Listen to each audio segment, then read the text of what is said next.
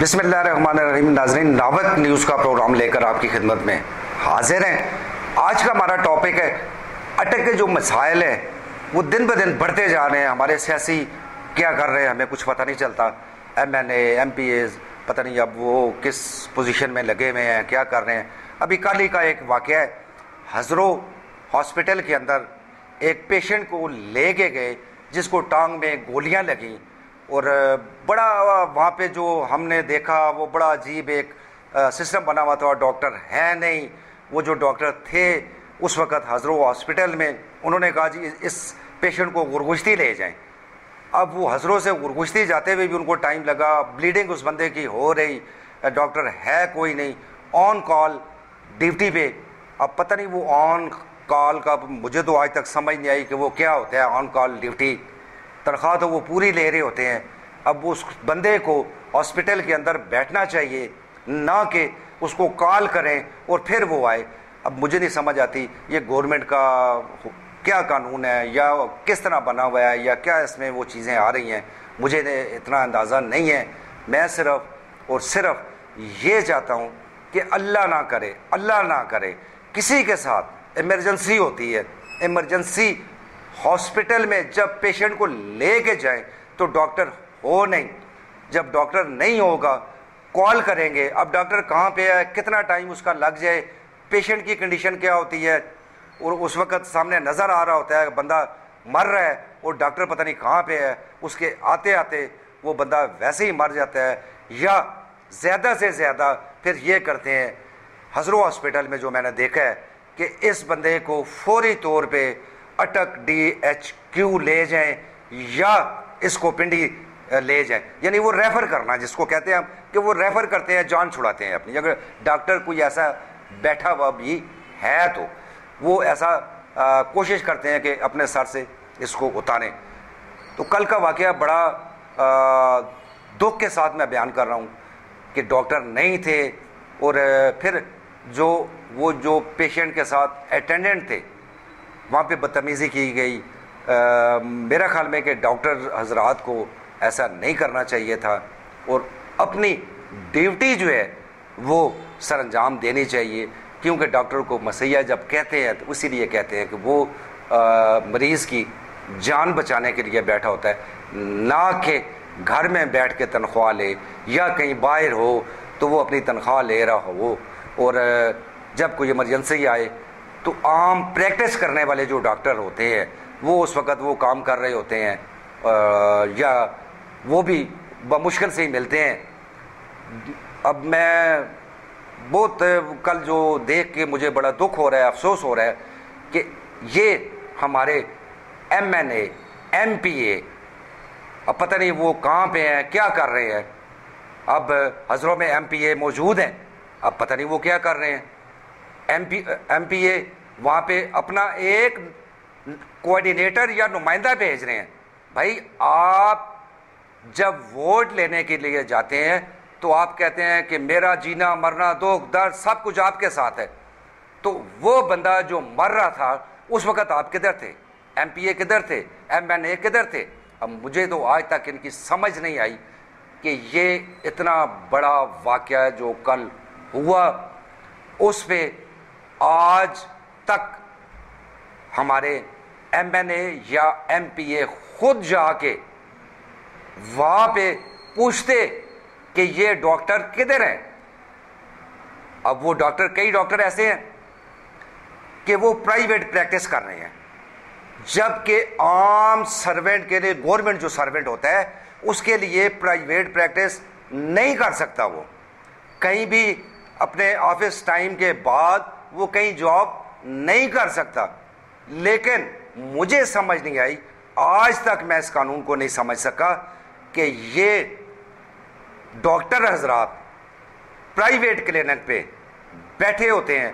اگر پہلے تو ملتے نہیں ہیں، اگر کہیں مل بھی جائیں ہاسپٹل میں جو پیشنٹ جاتا ہے اس کو ریفر کرتے ہیں کہ آپ شام کو میرے وہاں پرائیویٹ ہاسپٹل میں آ جائیں، بڑی اچھی ہمارے پاس وہاں پہ سہولیات ہیں، اور ایکس رے ہوں گے، یہ ہوگا، بلڈ ٹیسٹ ہوگا، بڑی جدید مشینیں ہیں ہمارے پاس.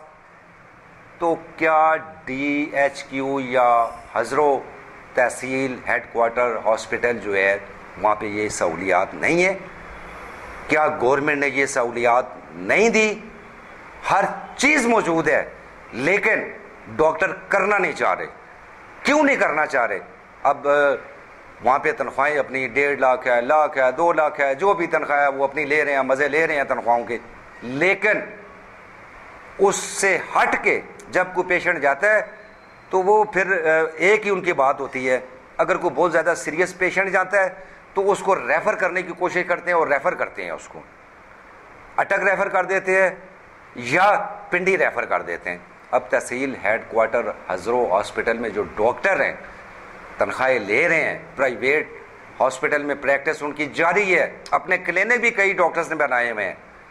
تو وہ پیشنٹ بیچارہ جو غریب اس وقت روٹی کھانے کے لیے مجبور ہے، اپنے بچوں کو روٹی نہیں کھلا سکتا.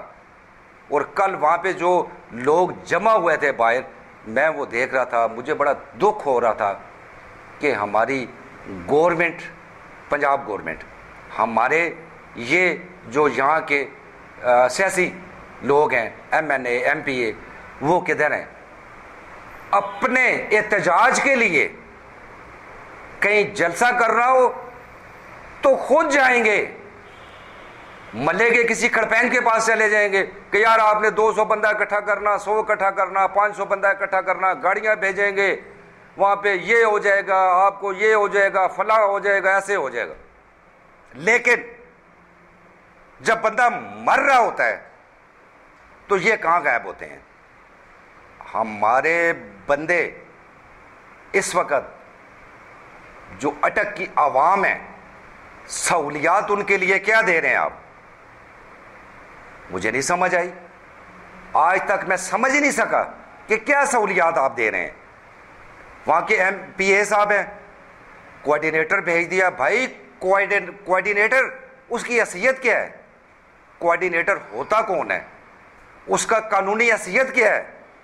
مجھے آج تک سمجھ نہیں آئی، نہ میں اس کو سمجھ سکا. آپ ایم این اے ہیں، ایم پی اے ہیں، الیکشن جیتا ہوا ہے، اسی بندے نے جس کو گولیاں لگی ہیں مر رہا ہے وہ ہاسپٹل میں، اس کی فریاد سننے والا کوئی نہیں، اس کا علاج کرنے والا کوئی نہیں، اور آپ مزے لے رہے ہیں. آپ کو احتجاج کی پڑی ہوئی ہے کہ وہاں احتجاج پہ جانا ہے، دوسری پارٹی کہتی ہے وہاں احتجاج کو جانا ہے، ایک کہتا ہے اس نے ایسے کر دیا، دوسرا کہتا ہے اس نے ایسے کر دیا. ہمیں آج تک سمجھ نہیں آئی کیا کر دیا. آپ لوگ آپس میں وہ ایک وہ جو کھیل ہوتا ہے وہ جاری کیا ہوا ہے اور شروع سے کھیلتے آ رہے ہیں. اب ہمیں وہی نظر آ رہا ہے کہ وہی اسی طرح پھر شروع ہوا ہوا ہے. عوام مرتی ہے تو مر جائے، ہم ان کو کیا ہے؟ بچے تو اس بیچارے کے رول جائیں گے جس کا علاج نہیں ہو رہا، ہاسپٹل لے کے جائیں، ہاسپٹل میں علاج نہیں ہو رہا، ڈاکٹر وہاں پہ موجود نہیں. اب خدا کے لیے ہوش کے ناخن لیں. اگر آپ نے ایم این اے صاحب اقتدار میں آنا ہے یا اقتدار میں رہنا ہے تو آپ نے عوام کی خدمت کرنی ہے. آپ جب جلسہ ہوتا ہے بڑے بڑی باتیں کرتے ہیں وہاں پہ، بہت بڑی بڑی باتیں کرتے ہیں وہاں پہ، شاید ٹھیک کر رہے ہوں، ہم نہیں کہتے، لیکن بعض اوقات کچھ چیزیں ایسی ہوتی ہیں کہ جو کہ عوام کو پتہ ہونے کے باوجود وہ نہیں بولتے. ان کو پتہ ہوتا ہے کہ یہ بندہ جھوٹ بول رہا ہے، یہ بندہ غلط بیانی کر رہا ہے، لیکن وہ اس شخصیت کے پیچھے یا اس پارٹی کے پیچھے خاموش ہو جاتا ہے. اگر وہ بندہ خاموش ہو جاتا ہے، اور آپ کو بھی پتہ ہے کہ میں جو کچھ کہہ رہا ہوں، ایم پی اے صاحب ہیں، ایم پی اے صاحب بھی بڑے جناب میں نے یہ کر دوں گا، وہ کر دوں گا، ایسے ہو گیا، وہ ہو گیا، میں فلاں کر دوں گا. اب مجھے آج تک سمجھ نہیں آئی کیا کر دوں گا، کیا ہو جائے گا. غریب مر رہا ہے، مرتا رہے گا، بچے بھوک سے مرتے رہیں گے. آپ کو اپنے احتجاج کا پڑا ہوا ہے. خدا را آپ جائیں، وہاں جائیں، تحصیل آفس جو ہزرو ہاسپٹل ہے وہاں جائیں. ڈاکٹر کی غفلت، جس ڈاکٹر کی غفلت ہے اس ڈاکٹر کو وہاں سے آپ سسپینڈ کریں, انکوائری کریں, انکوائری کر کے ڈسمس کر دیں اس کو. نہیں ضرورت ہمیں ایسے ڈاکٹر جو انسان کے لیے آئے ہوئے ہیں, اس کے علاج کے لیے آئے ہوئے ہیں اور تنخواہیں لے رہے ہیں, اور جب کوئی ایمرجنسی میں پیشنٹ جاتا ہے وہاں پہ موجود نہیں ہوتے. آپ کیوں نہیں انکوائری کرتے؟ آپ جائیں وہاں بیٹھیں, بیٹھ کے رزلٹ نکال لیں ان کا. جب تک آپ یہ کام نہیں کریں گے, ایم این اے ہو, ایم پی اے ہو, عوام کو شعور آ چکا ہے, عوام سمجھ چکی ہے, عوام اب وہ عوام نہیں رہی. اب آپ جھوٹ بولیں یا میں جھوٹ بول رہا ہوں تو عوام تالیاں تالیاں تالیاں, یہ نہیں ہوگا. اب عوام آپ سے الیکشن کے دوران پوچھے گی, پھر جب آپ اپنا وہ جو ایک جلسہ ہے اس میں جو تقریر کر رہے گے, اور پھر وہ تقریر کے دوران لوگ بولیں گے, اب بولنا شروع ہو گئے ہیں لوگ, اور انشاءاللہ بولیں گے. جب بھی M N A, M P اے کوئی بھی الیکشن میں آئے گا اور عوام بولے گی, میں پھر ایک دفعہ جو وہاں پہ کل وہ پیشنٹ گیا ہے, اس کی جو حالت تھی اور جس کنڈیشن میں وہ پڑا تھا, ہاسپٹل سے اس کے اٹینڈنٹس کے ساتھ بدتمیزی کی گئی, پیشنٹ کا علاج نہیں کیا گیا, تحصیل ہیڈ کوارٹر جو ہاسپٹل ہے وہاں سے اس کو گرگشتی بھیج دیا گیا کہ وہاں جائیں, ڈاکٹر ہے. جب وہاں گئے تو وہاں ڈاکٹر نہیں, پھر وہ واپس لے کے آئے. کیا وہ غریب کا خون اتنا سستا ہو گیا کہ آپ کو فکر نہیں؟ خدا نہ خواستہ یہ آپ کا اپنا بچہ ہوتا تو آپ کیا کرتے؟ آپ نے اینٹ سے اینٹ بجا دینی تھی. کیا غریب کا بچہ انسان نہیں؟ کیا غریب کا بچہ اس کی جان نہیں؟ کیا وہ جو غریب کا بچہ ہے اس کے لیے یہ ہاسپٹل نہیں؟ کیا یہ جو ڈاکٹر بیٹھے ہوئے ہیں یہ غریب کے لیے نہیں؟ اگر نہیں ہے تو بند کر دیں ایسے ہاسپٹل, نہیں ضرورت ہمیں ایسے ہاسپٹلس کی. آپ بڑے بڑے وعدے کر رہے ہیں, یہ کر دوں گا, وہ کر دوں گا, یہ ہو جائے گا, ادھر بن رہا ہے ہاسپٹل, یہ ہو رہا ہے, یہ آ جائے گا, وہ آ جائے گا. اس آنے کا کیا فائدہ جب مریض کا علاج نہیں ہو رہا؟ آپ کے کھوکھلے نعرے اب عوام سننے کے لیے تیار نہیں. جب تک کل کا جو انسیڈنٹ ہوا ہے وہاں پہ تحصیل ہیڈ کوارٹر ہزروں میں, جب تک وہ آپ ان ڈاکٹروں کے خلاف قانونی کارروائی نہیں کریں گے, ان کو سسپینڈ کریں. اگر وہ گلٹی ہوتے, انکوائری میں گلٹی ہو جاتے ہیں, اور ان کو ڈسمس فرام سروس کریں. یہ دکانداری نہ چمکائیں وہاں پہ. سرکاری ہاسپٹل میں بیٹھ کے پرائیویٹ کلینک پہ بلا لیتے ہیں, کیوں؟ اگر غریب کے پاس پیسے ہوتے تو وہ سرکاری ہاسپٹل پہلے جاتا ہی کیوں؟ وہ جاتا ہی پرائیویٹ ہاسپٹل میں. اگر یہی حال ہے ڈاکٹرز کا, وہ ڈاکٹر نے یہی کرنا ہے, اور خاص طور پہ تحصیل ہیڈ کوارٹر ہاسپٹل کی کافی ٹائم سے یہ سلسلہ چلا ہوا تھا, اور یہ میڈیا پہ بھی آ رہا تھا. ہمارے M N A, M P اے اپنے وہ جو ایک سیاسی ہوتا ہے کہ میں سیٹ وہاں سے لے لوں, میں 4 بندے وہاں اکٹھے کر دوں, آج 100 بندہ فلانے کھڑپینچ نے اکٹھا کیا ہوا, وہاں جاؤں گا تو میں وہاں تقریر جھاڑ کے یار تقریر جھاڑیں, آپ ضرور جھاڑیں, ہم اس سے منع نہیں کرتے آپ کو. یہ آپ جو مرضی کریں, لیکن انسیڈنٹ ہو گیا, آپ کو چاہیے فوری موقع پہ پہنچیں, اس بندے کی جان بچائیں.